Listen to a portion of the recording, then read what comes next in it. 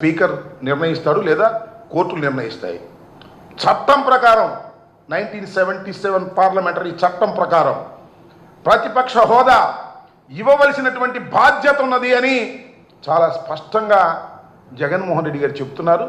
ప్రతిపక్ష హోదా ఇస్తే ప్రజల యొక్క సమస్యల్ని శాసనసభలో మేము వివరంగా మాట్లాడటానికి అవకాశం ఉంటుందని చెబుతున్నారు. ఏమంటాడు పవన్ కళ్యాణ్ గారు, మీకన్నా మాకు ఎక్కువ వచ్చినాయి, 27 వచ్చినాయి, మేము ప్రధాన ప్రతిపక్షం అంటాడా?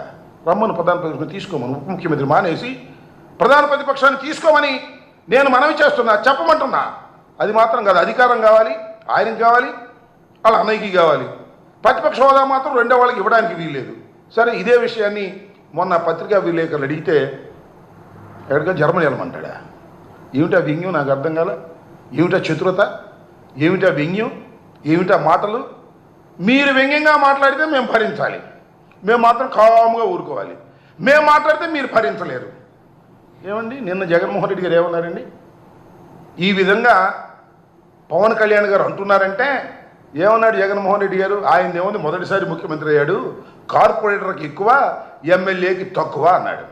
దాని మీద దాని దుంపదెగా ఆ మనోహర్ గారు, అదేవిధంగా లోకేష్ గారు మాట్లాడుతూ ఉన్నారని ఇష్టం వచ్చినట్టు మాట్లాడుతూ ఉన్నారు. ఏమంటాడు? తాడు బొంగరం లేదంట ఈ పార్టీకి. వైఎస్ఆర్